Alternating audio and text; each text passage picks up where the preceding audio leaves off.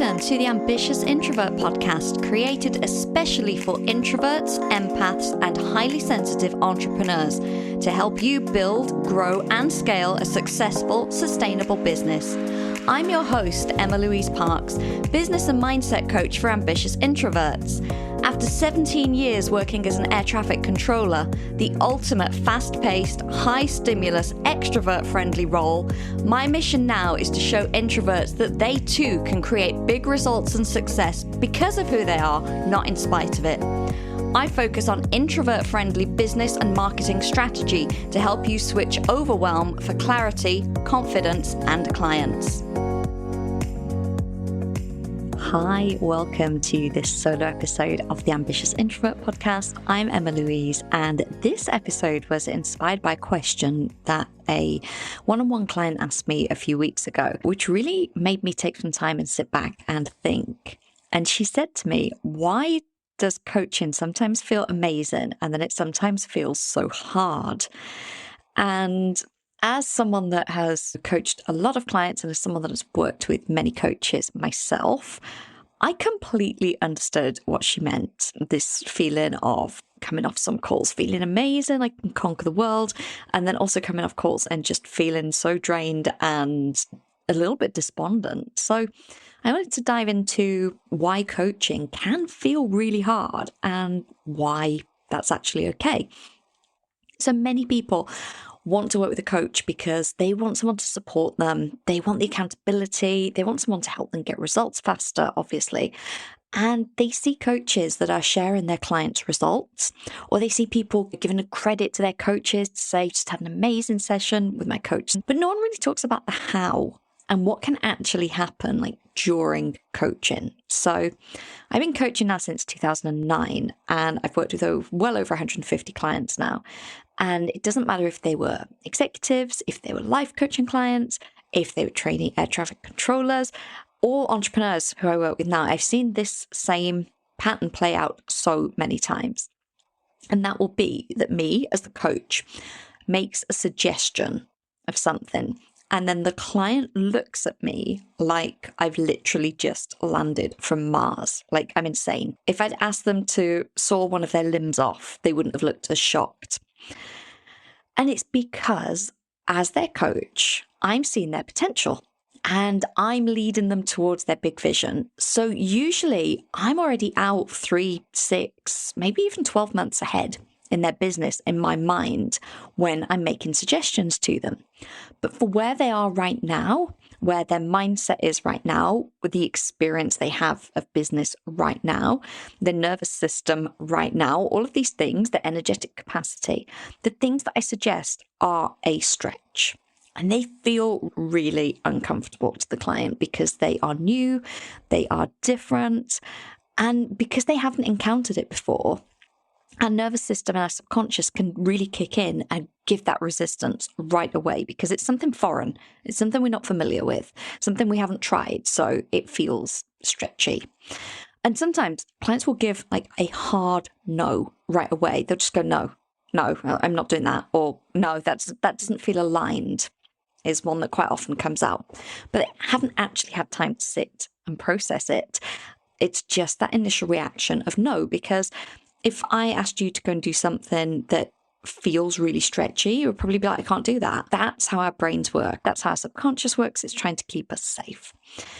But 99% of the time, they do ease into it. Over time, it feels, they play it around in their mind, they sit with it, they feel into it, and then it feels more comfortable. And most of the time, they then decide to do it. So I'm going to give you a couple of examples of this in case it sounds a bit conceptual. So one of my clients, it was about her marketing. And I said, why don't we start pitching you to be a guest on some podcasts? And she literally looked horrified. Me, I can't be a guest on a podcast, so why not? You do video. And it just felt so alien to her that literally all of her defenses went up. She was like, no, I'm not ready. So then we talked through that. What would you need to be ready? And the truth is, you're never going to feel ready the first time you do something because being ready usually means that we've experienced it before and we know what we're doing. So when it's something new like that, it can feel really like a big, hard no. So the reason I mentioned this story in particular, because it's quite funny, about 2 months later, when she filled out her questionnaire before our call, and I said, what's been more of a challenge this week in the questionnaire? She said that she had booked too many podcast interviews. She had agreed to too many, and it had actually exhausted her being an introvert. So we'd gone in the space of 2 months. So her going, I can't be a guest on a podcast, to I'm doing too many podcast interviews. So we were able to laugh at that. I was like, the you of 8 weeks ago didn't think it was possible for you to do one. And now, like, the problem, like first world problems, is that you've got too many.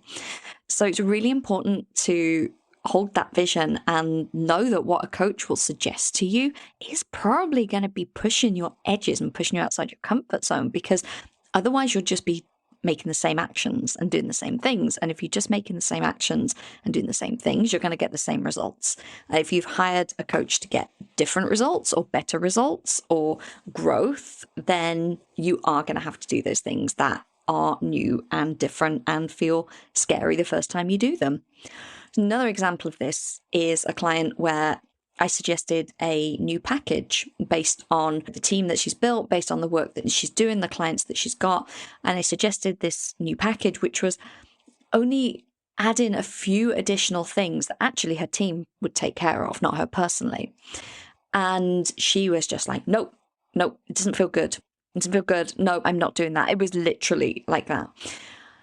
About half an hour later on the call, she was like, what do you think it would look like? So the curiosity kicked in then, and then we could start to have a discussion about it. And it took about 24 hours before she messaged me in Slack, and she was like, yeah, I'm on board with it. This makes sense. This is where I want my business to go. And she has since sold one of those packages. So my point there being, it will stretch. If I'd have just said something that felt easy, if your coach is suggesting things and they feel easy and you're implementing them with ease, then you would have to question, are you seeing growth? Are you seeing results? Are things changing? Or are you in that mentality of feeling like you're doing something? So when we are perfectionists, overthinkers, high achievers, any of these things, type A, which I know so many people in my audience are, the temptation can be, I've got a coach and I'm going to do all the things they tell me, and then I'm going to come back and I'm going to tell them that I did everything, and I'm going to get a pat on the head, and I'm going to feel like a good girl, and I'm going to feel really productive. I'm going to feel like I've done loads of stuff because I've ticked everything off my to-do list. But that's not really the point of it. So are the things on your to-do list actually challenging you? Are they actually driving your business forwards? Are they actually challenging your own beliefs about yourself and what you're capable of so that you can get to that next level? Okay, so the way I look at it is, although it's really hard to see the discomfort on their faces and to see how they feel about it, because I can see that straight away when I suggest something like this, I would be doing them a disservice if I didn't encourage them outside of their comfort zone. That is what they have invested for. They have invested for growth. So therefore, that is what I am providing. So whatever side of this you're on, whether you're a coach, whether you are the client, it's really important to remember that there are certain aspects where it may feel uncomfortable for both parties, but it's the thing that your client needs to grow, and you would actually be letting them down by not providing them with that option or not giving them the support to take that action, okay? So another thing is seeing the problem behind the problem, okay? So let's say the problem, in quotes, is this client wants to raise their prices, but they can't because, in their opinion, no one in their audience will pay that price. So that's their problem. They go, oh, I don't have anyone that will pay that, so I can't raise my prices, okay? But what if the actual issue or the problem behind the problem is imposter syndrome? What if it's actually a money mindset issue of what will I do with this extra money? Or what if it's self-worth? I don't deserve this money. There are so many other layers that can be underneath that, because quite often when we have a superficial reason for not doing something, there will be something else underneath it. And when as a coach, I hold the mirror up to that person to say what's really going on here, what's really going on underneath, it can feel really horrible, okay? It can feel very exposing, and it needs us to be very vulnerable as clients. And when I say the thing that they know deep down, but they don't want to hear it, okay? Because hearing it means that they will need to deal with it, and dealing with it means growth and discomfort.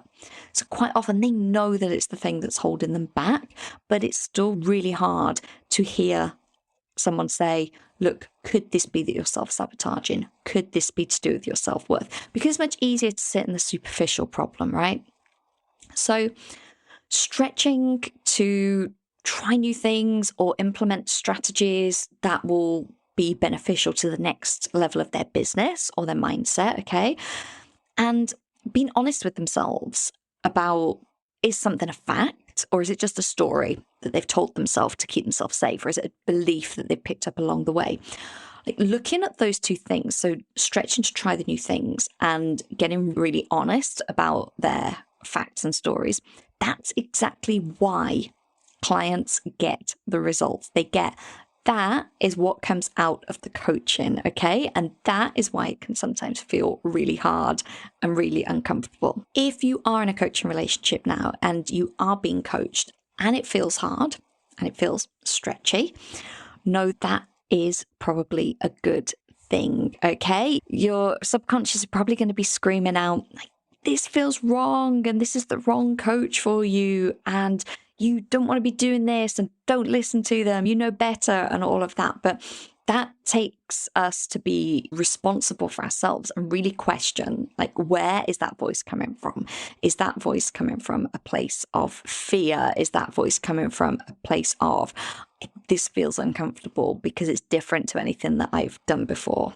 And if you are considering hiring a coach, then I would suggest setting this expectation, like going into any coaching relationship, knowing that you want a certain result from it. And that result is going to mean doing things differently. It's going to mean doing more of things that you haven't done before. It's going to mean examining your own thoughts and beliefs a lot more and changing them if they don't support the future that you want to create. So it's not just about the accountability. It's not just about being told that you're doing well. And it most definitely is not about being told what to do. Coaches should encourage you to think critically and make your own decisions and support you in doing that. But what it will do as a coach and client relationship is it will help you to grow into the next version of yourself. So that is just a short and sweet episode that I wanted to share with you. So if you are experiencing any of that, to know that it is totally normal, and there is a very kind of glamorized and glossy kind of perception of coaching in the online space, and rightly so. It is an amazing tool, and it is one of the most empowering things that we can do, is to work on ourselves and our own development, but also knowing that there is discomfort in that growth, and know that is perfectly normal and also that is to be expected. Thank you for listening to this episode of the Ambitious Introvert Podcast with me, Emma-Louise Parks. If you enjoy this show, please subscribe, rate, and leave a review on iTunes. As a thank you, one lucky reviewer each month will win a 60-minute one-on-one coaching session with me, where you'll get the clarity and confidence to attract your ideal clients. And if you know someone who could benefit from listening to the show, then please do share and help me reach as many fellow ambitious introverts as possible.